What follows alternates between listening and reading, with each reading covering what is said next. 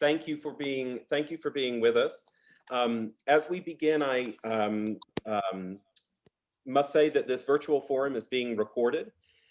By participating in this program, you consent to being recorded, and if you'd prefer to view the recording instead of participating, please leave this meeting and email leadership.programs@gcsu.edu. Likewise, if you would, as we're beginning, please turn off your video and ensure that you are muted. That makes for a better experience for those with limited bandwidth, and we will ask you to rejoin at the end, certainly when we come to the questions and answers. I am Harold Mock, Director of Georgia College's Leadership Programs, and it's my pleasure to welcome you to this virtual forum with the Honorable Gunther Krichbaum. I'd like briefly to introduce our partner and colleague, Dr. Gianna Sanchez-Moretti, who is on this call as well, to share a welcome with you. Dr. Sanchez.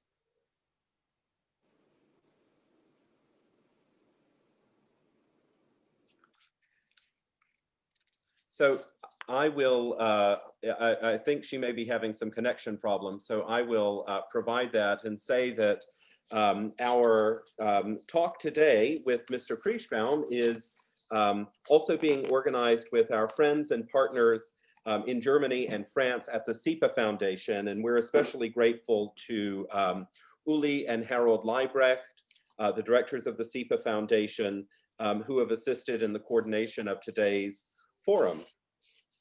As I said, we're delighted to welcome Mr. Krichbaum to Georgia College and to speak in our Usery Forum on leadership.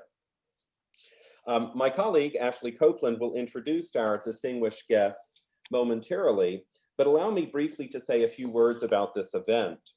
The Usery Forum is named for the former US Secretary of Labor, Bill Usery, and it has a goal of exploring leadership that brings people together.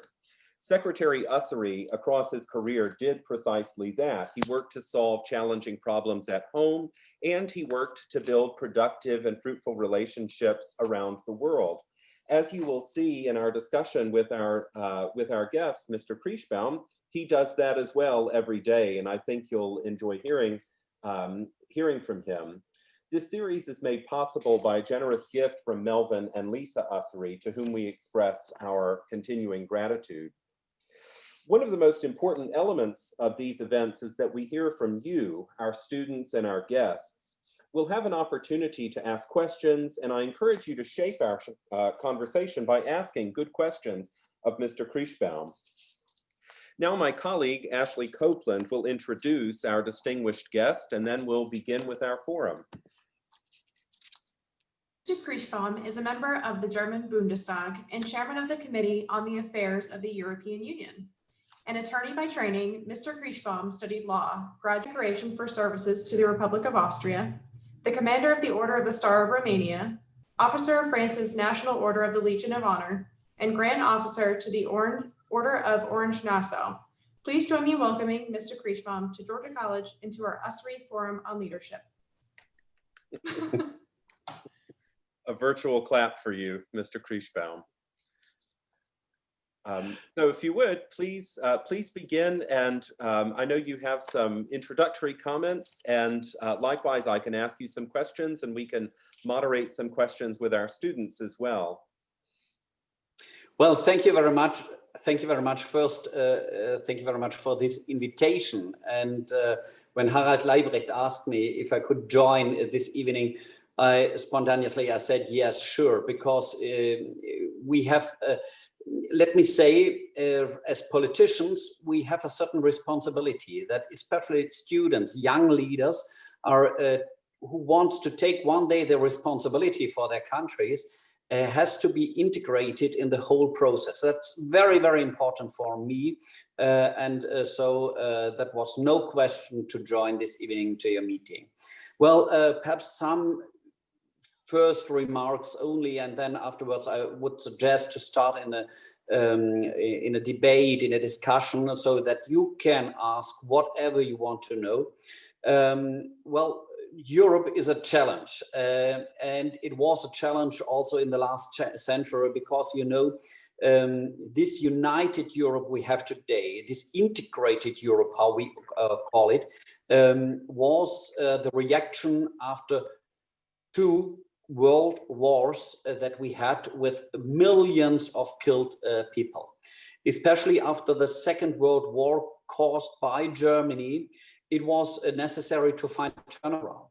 And that were statesmen like the first president after the Second World War from France, de Gaulle, and Konrad Adenauer, first chancellor of the new Bundesrepublik Deutschland, who were, had a lot of courage. It showed a lot of courage because they reached their hands, and they gave their hands, and they swore this should and will not happen once again.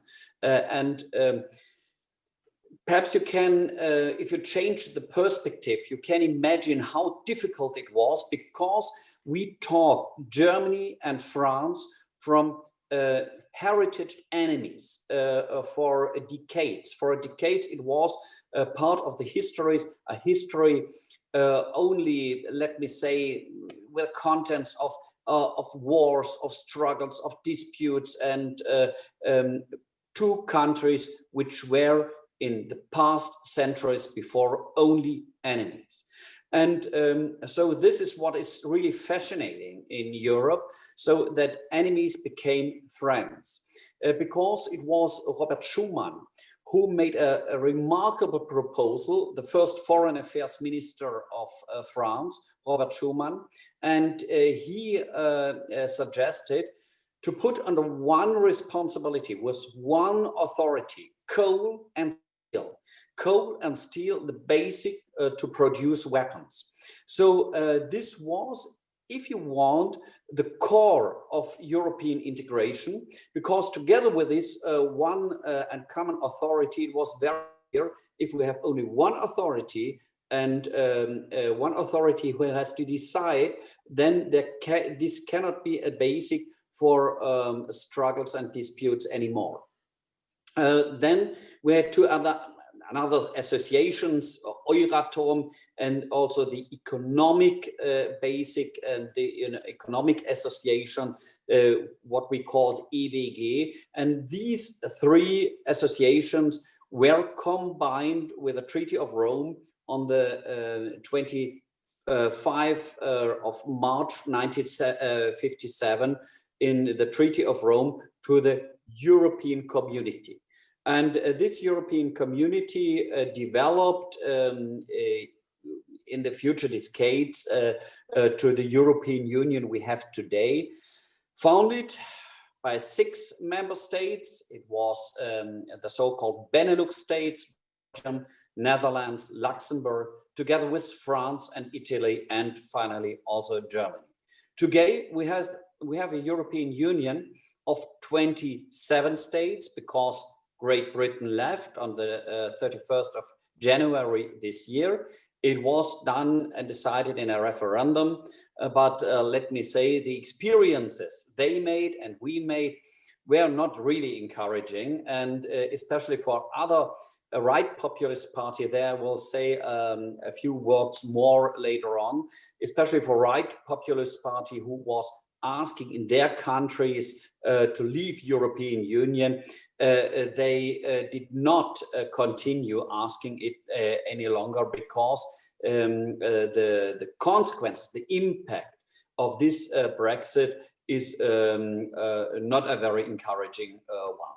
So let me say, because it's really complicated also, and it was one wise man who told, it's like to unscramble an egg. It's really and rather complicated.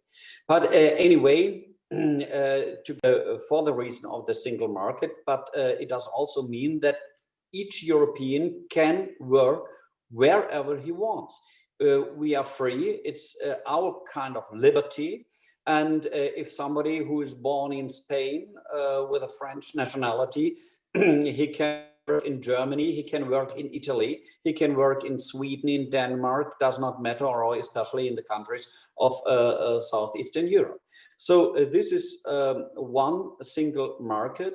And by the way, this European Union, which was more or less founded on an economic basic, developed to a political union, and it was the guarantee for peace.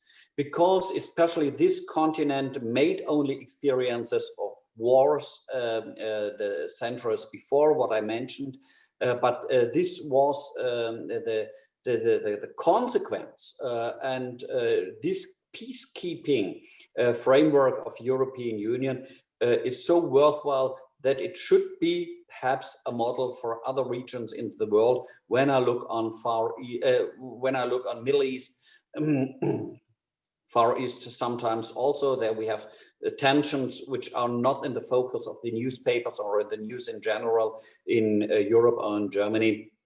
But when I look on the tensions we have between Japan and China, when I look what's going on in North Korea, so this would be another issue. But well, today, looking now in the present time, we have as Germany the presidency in this European Union. It changes all the 6 months. Now Germany took the presidency, and we had rather difficult problems, the financial framework, budget, we had to negotiate or to find a solution. But that's not the only one, because we can't live, and that's also my deep conviction, inside this European Union in freedom, in peace, in social welfare, and etc., etc., when we have at the outside borders of the European Union war struggles and so on, like it is and should be observed in the case of Ukraine. And also when it disappeared a little bit from the headlines of the newspapers, till today, people are killed in the eastern part of Ukraine. And why? Why? Because Russia did not accept that Ukraine wanted to orient it to the values, only the values of the European Union. We are not speaking about membership of Ukraine in European Union, because to become a member of European Union, you have to fulfill preconditions, you need an economic stability, and so on and so on. I don't want to deep it now with the details. But anyway, countries like Moldova, Republic of Moldova, it's on the right side of Romania to find on the map, Georgia, not to forget, and Ukraine, they have one point in common. They have all a frozen conflict caused by Russia. In the case of Moldova, it's the region of Transnistria. In the case of Georgia, it's South Ossetia and Abkhazia.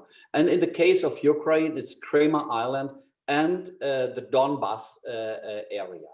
And there in the Donbas area, it's not only a frozen conflict, it's a hot conflict. But they have this point in common, because we should be aware about the fact that what we call our values in Europe, democracy, for example, in the side of Mr. Putin or of Mr. Lukashenko in Belarus, they feel threatened by it. They feel really threatened by it. So, values like freedom, like values like democracy, and etc., etc. It's cross perspective in these countries, so that they say, well, we don't want to have it because sure, a parliament which is built and founded on free elections will never be accepted by Mr. Putin. Well, only to show you a little bit also the tensions in which we are standing in. But perhaps we should also deepen the one and the other point in the discussion. But last remark, only for this introduction, should be, we have no other choice in my eyes than standing closer together in the European Union than ever before, because the challenges are enormously high.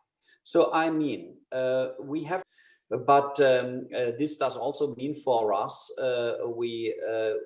there's a need for a new relation because especially for Germany, the transatlantic bridge between US and Germany and especially Europe is a very, very important one. We have to take Africa in our focus because looking there, it's our neighborhood continent and we have to show more responsibility than in the past. So there you can see we have a lot of challenges when I look on the outside perspective, but also inside of in the European Union. We have tensions when I just mentioned the right populist parties, radical left parties. So because they have also one point in common, they don't want to have this European Union. So you see a lot of challenges which we have to face, but anyway, this European project is a very, very important one.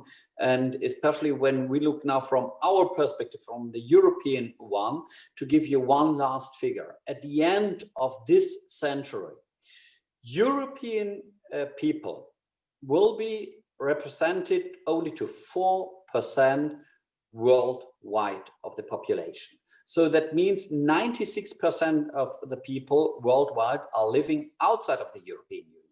Who guarantees us that it is self-understanding that we can continue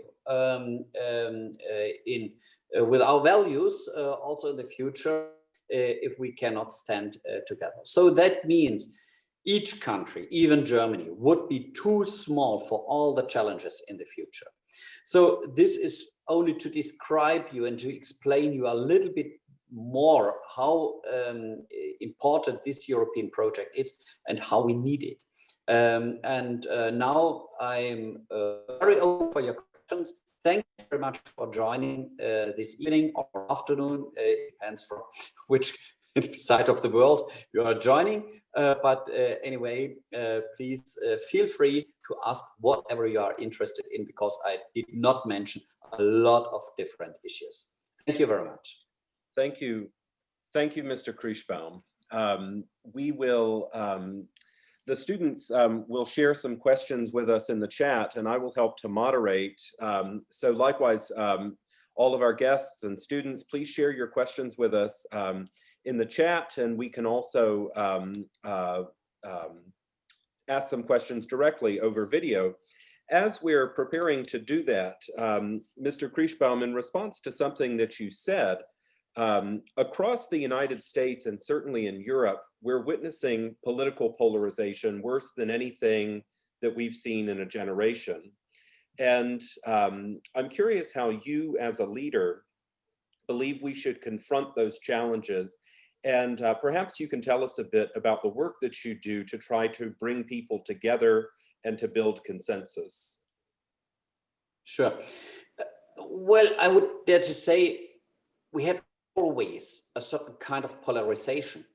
When I look back in the last century, what I mean, Nazis, they did not only polarize Germany and Europe, they did afterwards more than it. But radical powers are always trying to polarize. And in general, you can also say they don't have solutions. They don't have solutions. They are, they try also to split the society. And when we have one responsibility as politicians, this responsibility is to keep the society together. I don't want to comment what's going on in the US at the moment, but to split the society is dangerous, because one day, you have to bring them back together. You can't live in a split country. So this is very, very important. And you asked me also how bringing people together. Especially in Europe, we have very, very different mentalities. We have different languages. We have different cultures and so on. But I think this is, I would say, this is what makes Europe rich. So we have to understand each other better. And let me say, foreign policy starts when you try to observe the problems of the others through the eyes of the other. So you have to change the perspective. Looking through the eyes of the others, then you are in foreign affairs politics. That's very important. Otherwise, you will not really understand their concerns, their questions, what they are, what are the problems of these countries. So that's very important. And then bringing people together, it's important. Because we have to see each other. You have to visit them, you have to discuss with them. And my hope is always the young generation. So when I'm also abroad, when I'm in Italy, in France, and so on, I offer always to discuss with students, I go to the schools, because these young people have one day the responsibility for a common Europe. It's fitting that you began your comments too with a reference to de Gaulle and to the father of your own party, Konrad Adenauer, because those are two individuals who did have to set aside a lot of history and look at the world through another person's eyes, to look through another person's lenses. And more or less, the European project, as you call it, has continued from the work that they put down in the early 1950s. It's had periods where it's been very successful, and it's had periods where it's had some difficulty. I wonder, you talked about the next phase of European integration, and you said that it is important that we stand closer together in the EU. What do you believe that will look like in the next, say, in the next decade? For Europeans to come closer together? And do you think that we're capable of doing perhaps what de Gaulle or what Adenauer did, and looking through the lenses of the other person? It's a very good question. It's a very good question because, well, Europe was always developing. Sometimes it's you are going 2 steps in front and 1 step back. But anyway, we are in European integration, how we call it. It became closer than ever before. And sure, there are also perhaps sometimes countries, but it depends more from the government, who are then more reluctant. Then you have a party change, or again, change of government, better to say. So it depends from the government, it depends also from the time, but look now, the fight against the coronavirus can only be done together. And to be very open now, at the very beginning of the crisis, it was not the best time of Europe. It was really not the best time. Why? Because each state tried to solve the crisis for its own.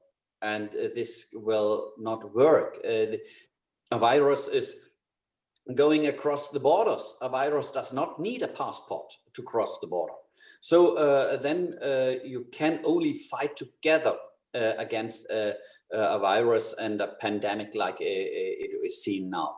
And so this is perhaps a good example because before or now, even now, the competence against for these pandemic situation is not laying on the level of the European Union, but by the national states. So then national states have to give up a certain part of their sovereignty, but in the interest to find a common solution. So we gave up, or we are giving up solidarity, that's right, but we in more if we stand together. What will be the shape of European Union in 10, in 20 years? I don't know. I don't know. If you asked me 30 years ago, what will be the face of Europe today, I would have given the total wrong answer. Nobody could predict the fall of the Berlin Wall, which was at the same time the fall of the Iron Curtain in Europe. And it was not only Germany which was reunified, it was Europe which was reunified. And I have a certain fantasy, sure, but it's difficult to predict. But how we call it in German, nicht Steine statt Brot geben, what means I want to give you also a clear answer. Where does we have a potential? We have to do more in foreign affairs politics, in defense politics, not to compete against NATO. That would not happen and should not be done. But anyway, more to complete it. But there we have a lot of potential to do more, especially in foreign affairs politics, in defense politics, security politics. There it is really important to do more, because as I mentioned it, in the time of Konrad Adenauer and de Gaulle, later on, not to forget Helmut Schmidt and Mitterrand, but also then Helmut Kohl and Mitterrand.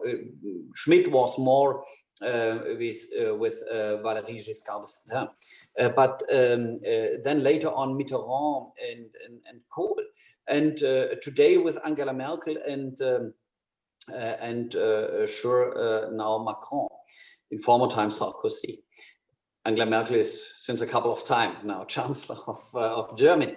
But anyway, always the German-French cooperation was responsible if we wanted to move things in the right direction in Europe. So, or the opposite, if France and Germany does not, they are not agreeing in one point, they will not agree, then it's rather difficult to find a solution for Europe. So that's very important. This cooperation, some are calling it the German-French motor for Europe. But anyway, also in Europe, not two countries can do what they want. We have always to integrate the others. Does not matter, big country, small country, it does not count. One country, one vote, even if it is Malta or as a small country, or perhaps one day Montenegro. Montenegro has 600,000 people. But one country, one vote, and that's perhaps the deeper sense, but also the spirit of Europe. We have a very good question here from Savannah Taylor. You mentioned the European Union taking more responsibility, say, towards Africa.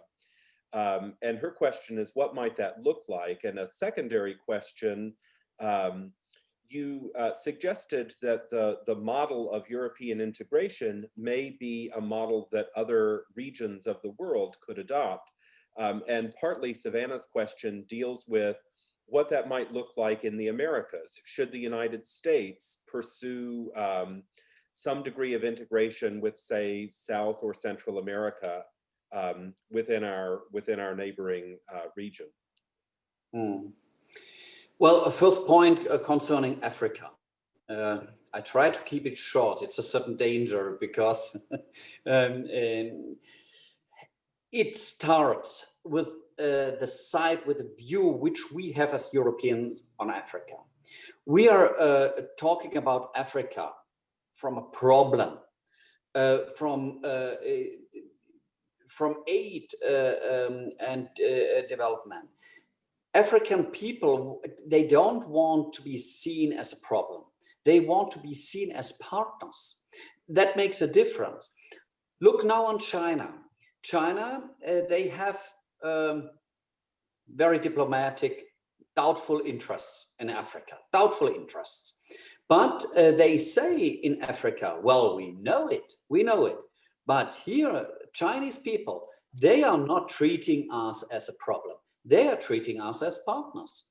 And when they are buying these, what we call seldom earths, I don't know if it can be translated, perhaps, what you need for the production of batteries in the car producting sector.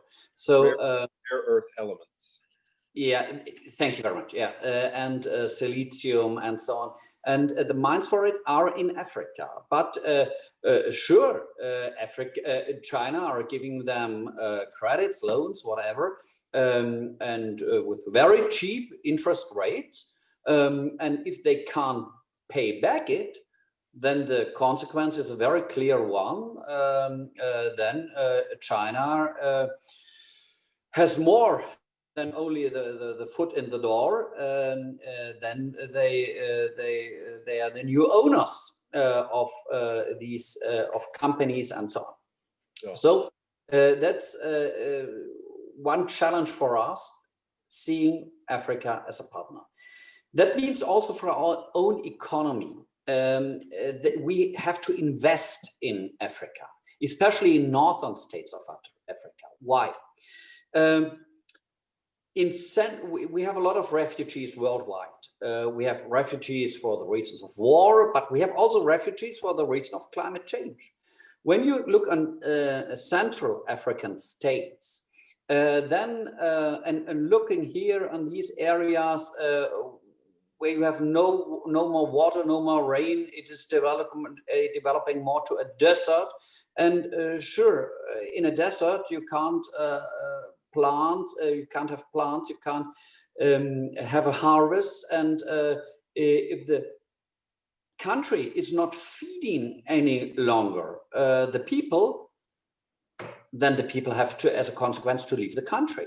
And that's the with a perspective to go to the Northern African states. And once again, if they don't find a perspective to live there and a perspective for their families, then they move more in the north, and more in the north, that's Europe. So we ourselves as Europeans, we have the possibilities and we have the measures to react. Perhaps we have still the possibilities,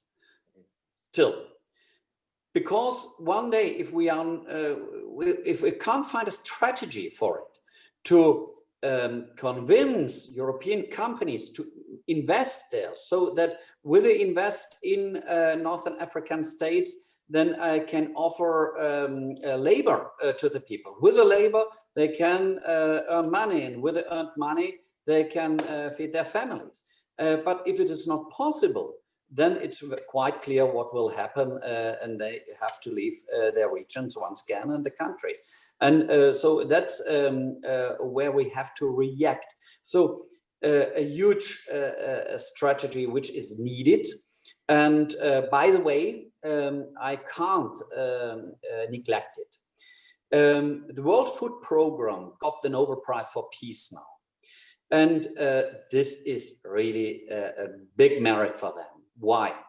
When we have looking on the war in Syria, people had to go out of the country. They had to go to Jordania. They had to go to Lebanon, and countries which are much more smaller than Germany. People with around about 6-8 million people, not more. But they got more than 1 million refugees. We got also 1 million refugees in Germany, but we have more than 80 million people. So 1 million refugees by 8 million people. So then you can imagine about also the tensions in by their own people. But why I mentioned the World Food Programme? The industrial states, they did not fulfill their promises. So that in the consequence, the World Food Programme there, they had to cut the portions of the food.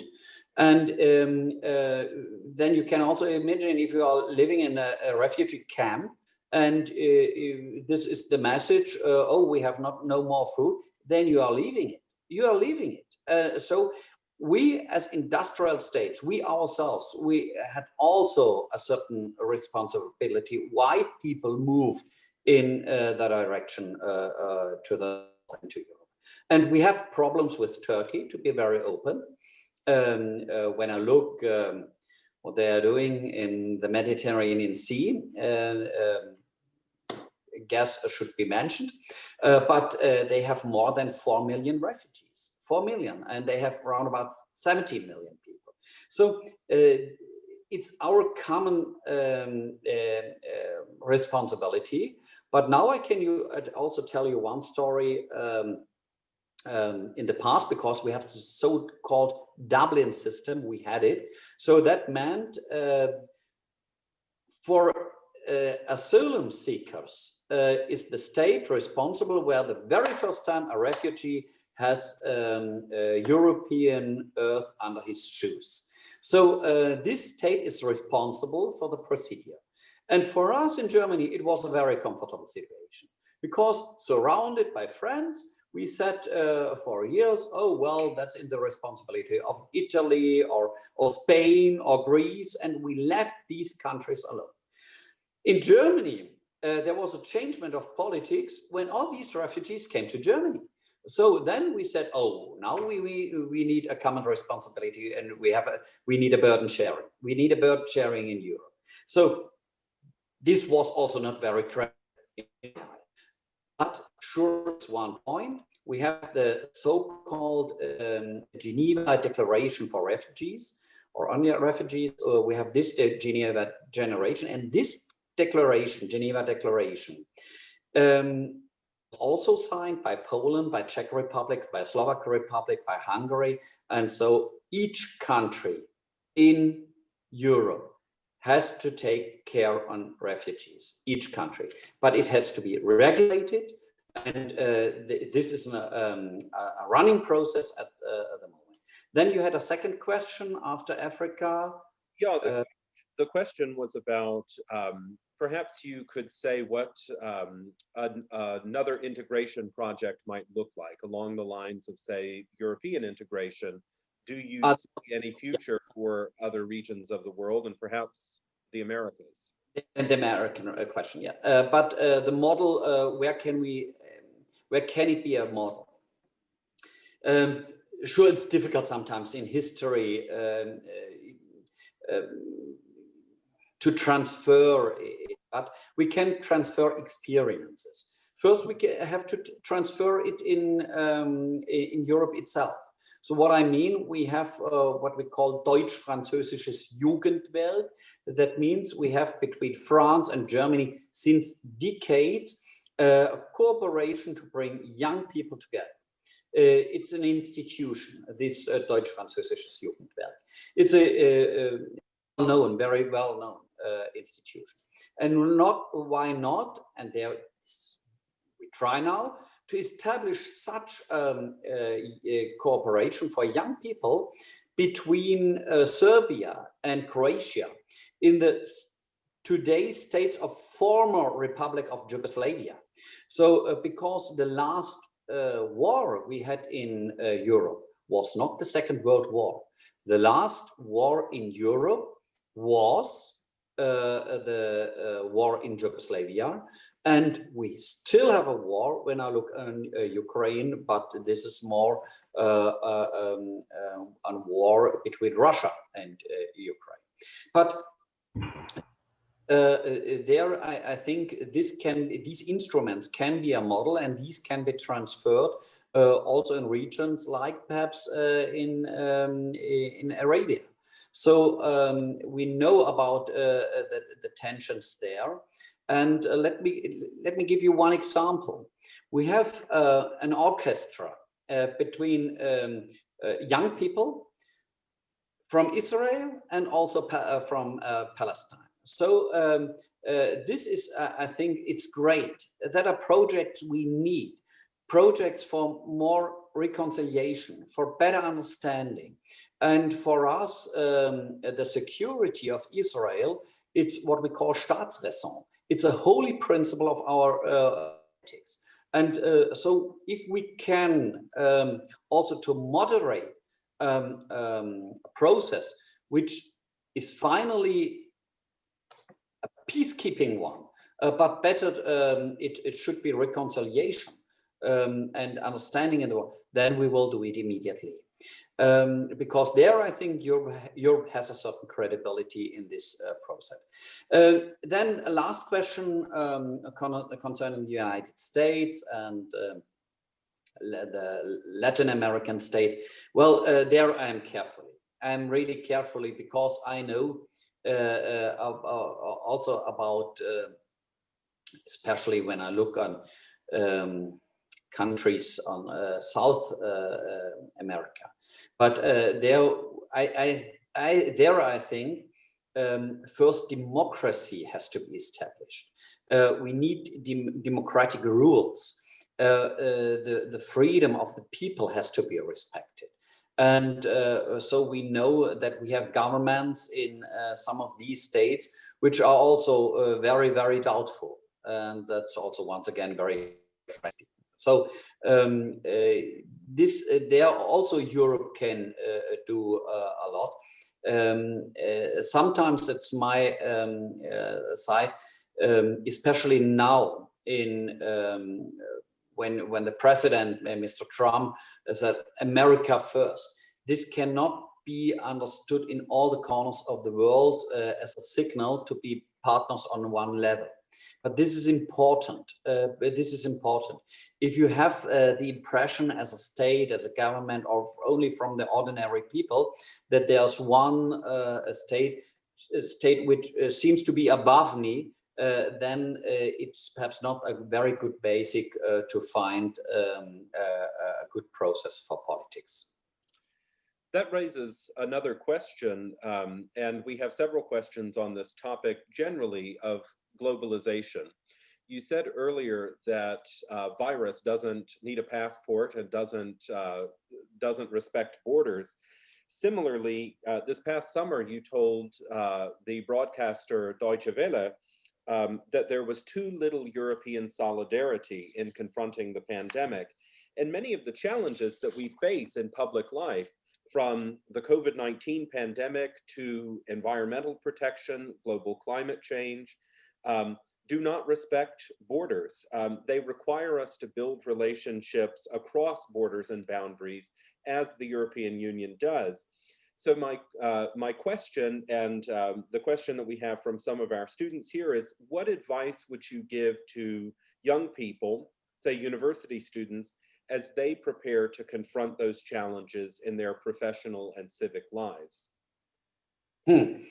Well, the first step you did, that means to visit other countries, because then you have once again another perspective on the problem. So what I mean, we are fully aware that the coal production has to be reduced for the reasons of the climate change, or better to say, to protect the climate, because we know how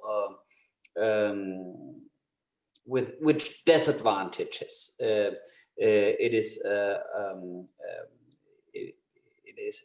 goes together. So concerning energy supplying, we have different philosophies in Europe.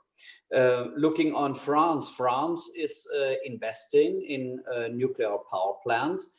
In Germany, we are abolishing it.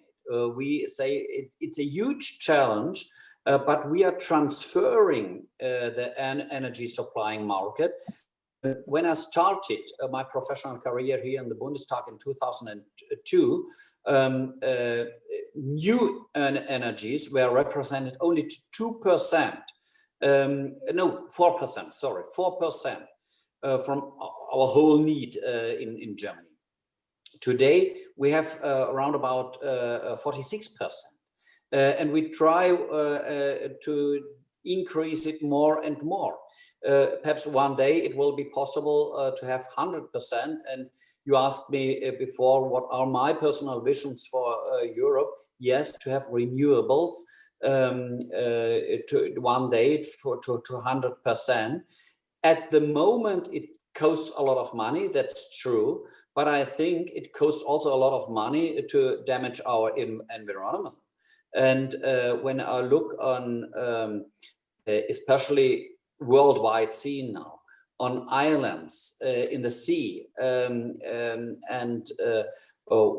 the level of the seas are increasing, so that they have the problem with inundations, and there we have also once again a responsibility.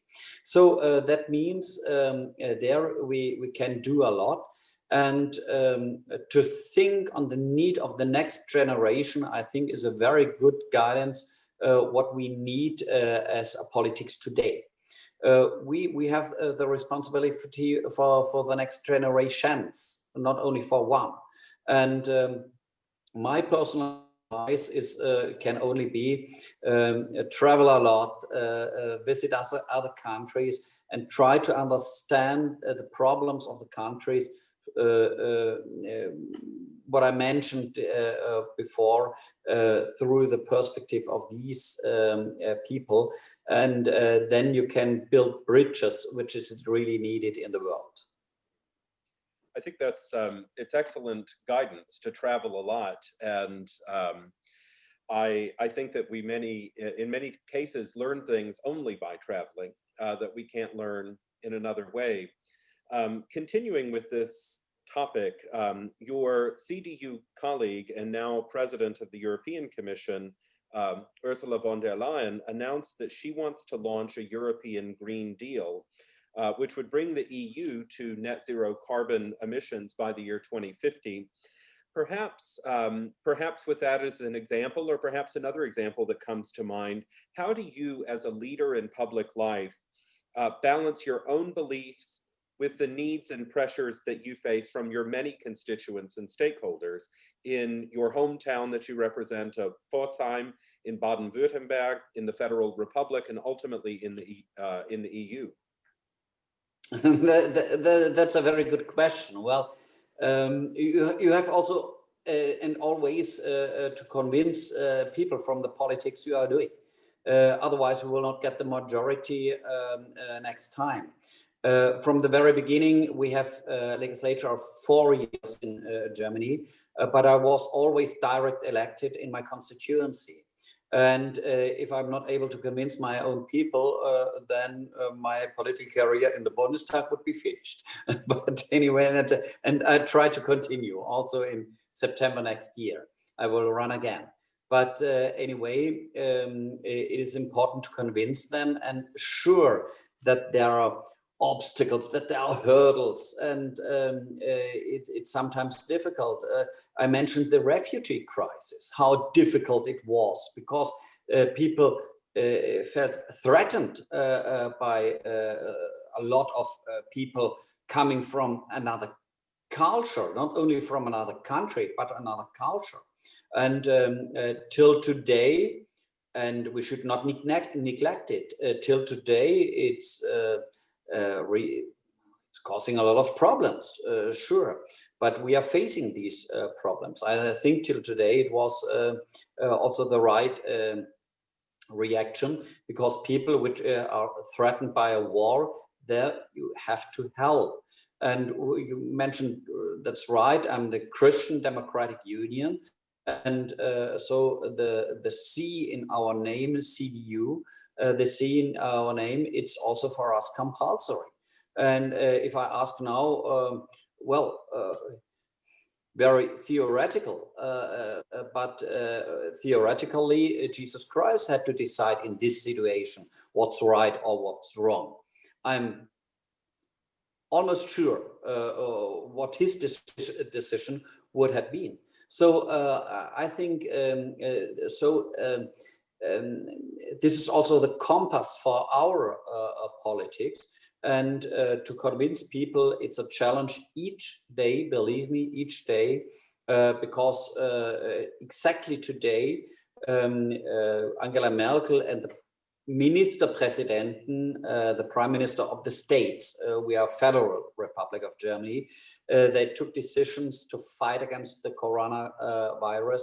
And once again, we will have a lockdown in the restaurants, in the bars, and theaters, cinemas, and so on and so on.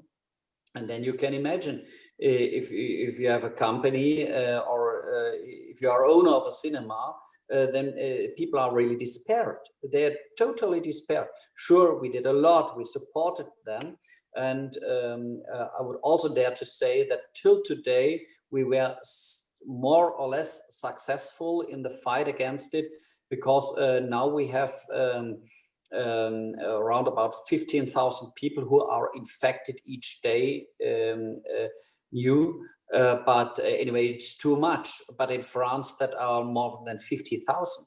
And sure that we have also too much killed people by the virus. But compared with the figures with other states worldwide, I think the management of the crisis, to handle the crisis, was not the worst, and the worst one. So there are that are tough measures, but believe me, it is also there really necessary to convince the people, because they are violated by this pandemic crisis in an economic sense. You referenced the Christian Democratic Union, and we have a question from Thomas Wilkerson about that. The United States does not have a Christian Democratic Party, and your party is often described in the English language news as being a center-right party, which is probably a fair comparison. But it does not translate, or it does not compare well with the American Republican Party. And so the question that paraphrasing Thomas Wilkerson's question, could you describe what Christian democracy is, what the CDU's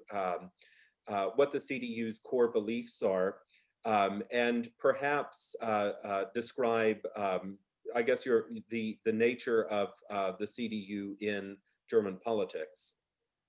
Yeah, thank you. Well, perhaps also first remark, if you allow it, the face of the Christian Democratic Party changed. But that's normal. A party has to change because also the society is changing. The society today in 2020 cannot be compared with the society in 2000 or in the 1960s of the last century. So the problems are others. Today we have the challenges of digitalization.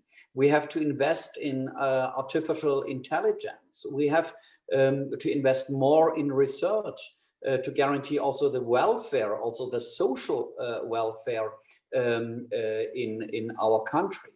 And so Merkel, as party leader, today she's not any longer president of the party, but as a party leader, she moved the party from, let me say, more the right spectrum, from the right more to the center. It's right wing or a right center party. It's the right description, I think, but it moved more to the center today.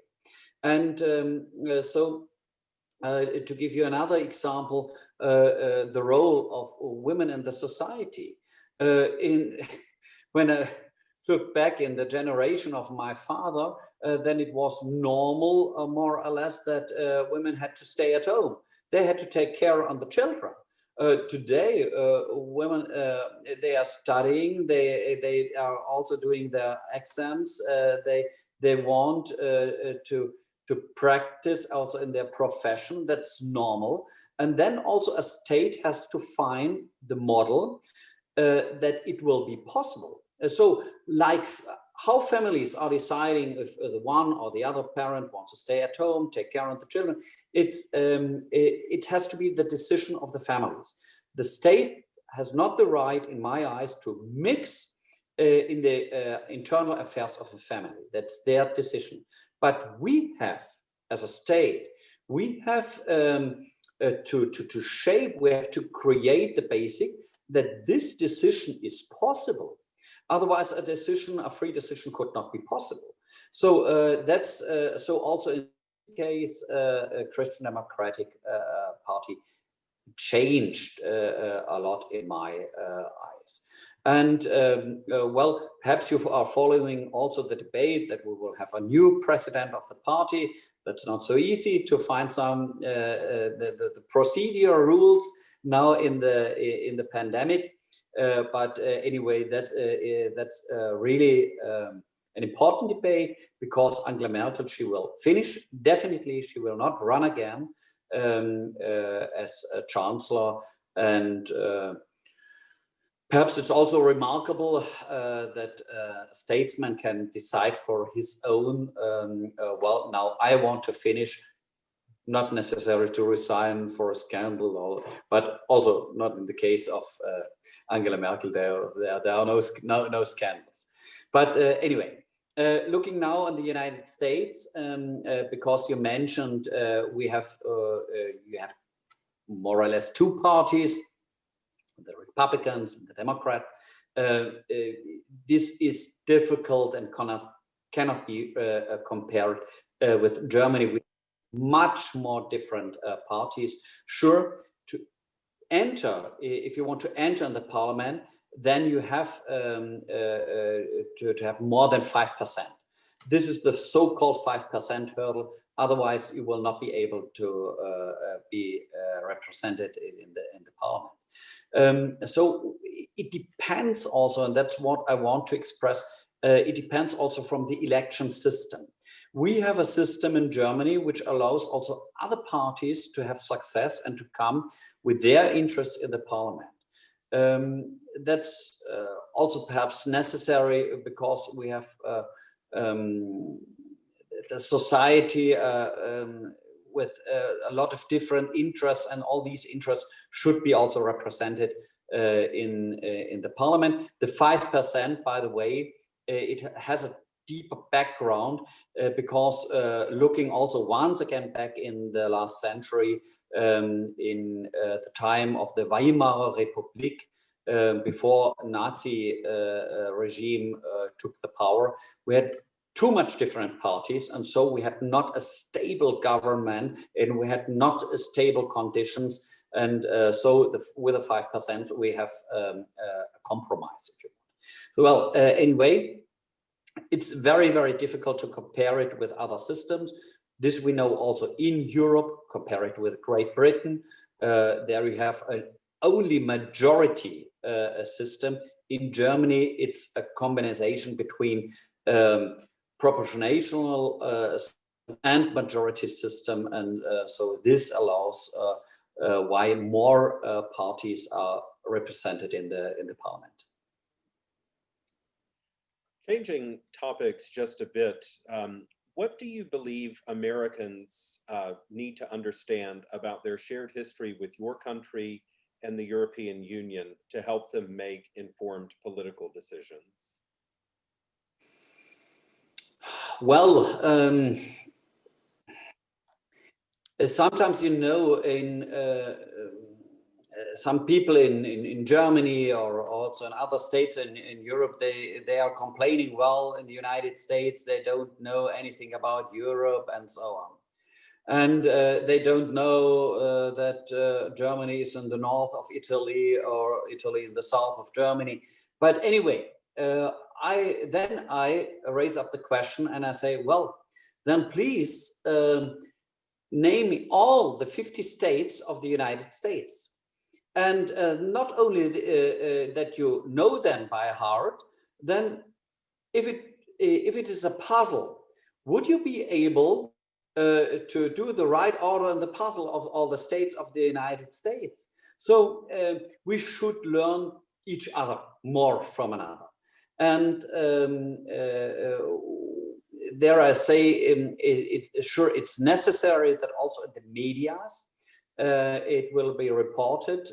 I think, especially now, but also before, and I think you can confirm it, that a lot of news are appear about the United States, about the political debates in the United States and so on, but not so far about politics in the states themselves. That's not. only what's on the national level. This is reported, but at the moment, for example, my son, he's spending 1 year in Oklahoma. And sure, and my other daughter, she was for 1 year in Omaha. Sure, to be easy in New York or San Francisco, and so on. But please forgive me when I say it very open now, but neither New York nor Washington nor San Francisco is America. America, in my eyes, it's Midwest. That's America. That's pure America. And I think also as a German, when you want to understand the country better, then it's necessary to go more in the center of the United States. But anyway, and he's, by the way, he's satisfied about it. And fortunately, he had the chance before in summer to travel. It was not so easy, but it could be realized. It could be realized. So it's not a one-sense road. It is not a one-sense road. We have to have the interest for each other. We have, I think also it is necessary to learn more about the daily life also of the people. Not only what the governments are deciding or the parliaments, but to know more about the daily life and the concerns of the people, sometimes also the sorrows of the people. This is needed in my eyes, and so we should learn from each other. We have a question from Laurie Gentry, and I'll paraphrase it a bit. Many of the students you're speaking with today have no living memory of the 20th century, a time when we allowed political divisions to hurt human society and to limit human potential. Certainly that was the case in your homeland of Germany. What do you want young people today, so say university students, to understand about building relationships in our more globalized world? And perhaps a secondary version of that question is, what are some books or some ideas that you would recommend to young people and to university students to help them understand the world in which they live? Okay. Well, I think for a better exchange, sometimes it's an advantage to have also the institutions. When I look at the universities, then we have a certain offer of partnerships. Also in Pforzheim, in my constituency, it's in the southern part of Germany. We have University for Applied Science, and they have partner universities worldwide, really worldwide. So today, I think we have the huge advantage that people can travel. Well, at the moment, it's a little bit difficult, sure, for the reason of the pandemic crisis. But anyway, hopefully we can be also vaccinated soon. But anyway, then this should be used. And especially when you are young, you have the possibility to do it.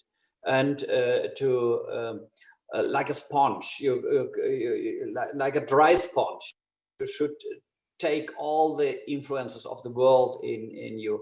This helps for a better and comprehensive structure. But anyway, I think there we have chances which other generations did not have. Book. I think one book I could recommend, it's from Christopher Clark, and the title in German is Die Schlafwandler.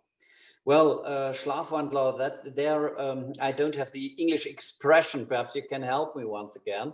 Schlafwandler, and first Christopher Clark, he's somebody, he's a historian, he studied history. And Schlafwandler, it describes the situation in Europe in the days before the First World War started. And Auf English, sleepwalkers. it's sleepwalkers. That's it. Okay, thank you very much. It is very easy, very easy. Okay, sleepwalkers.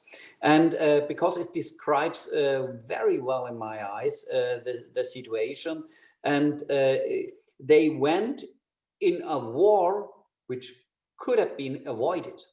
It could have been avoided. There was no need for a war. But then these statements that have said, well, the ones that, well, then we have another war. We had wars for all the history, and then the map has afterwards another order. It could be helpful, such a war. Others, they said, well, don't care.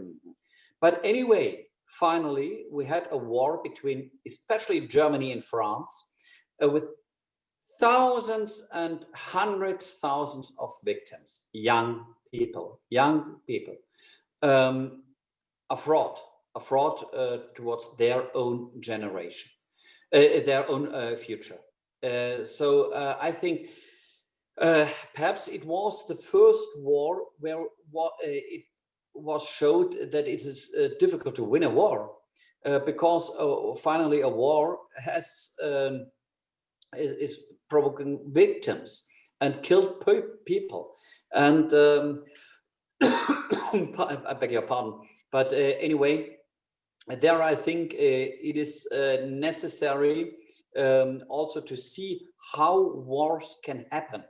And this is a fantastic description of him, what he did in the book, The Sleepwalkers. Christopher Clark. An excellent recommendation. And likewise, students, I'd encourage you to read it, all of our guests. I think it was originally published in English. Christopher Clark is a historian of modern Germany, and the book in English is called Sleepwalkers. With that said, we have reached the end of our time together. But Gunther Krichbaum, we wish to thank you for an excellent and stimulating discussion, and we're grateful to you for making time for us. Of course, in Germany, it is your dinner time, so we're grateful to you for giving us your evening. Many of these students will be traveling, we hope, this summer to Frankfurt and to Strasbourg. And Frankfurt is not terribly far from Pforzheim. Perhaps we can visit you in person in Pforzheim. But no, that'd be lovely. Sure. But also for Berlin, it's an open invitation. It's really an open invitation. Whenever you have the possibility to come to Berlin, please let me know. Strasbourg is also very close to us and to Pforzheim, and the seat of the European Parliament. So I'm also from time to time in Strasbourg. There we will find an opportunity, sure. And I would be really keen to have to continue our debate and our discussion. Thank you very much for all these very interesting questions. And I wish you good luck for all what you are doing now and all your future plans. And stay curious, and this can be also a compass for life. Thank you, Mr. Krichbaum, and thank you all for joining us. I wish you a good afternoon. Mr. Krichbaum, a good evening. Thank you.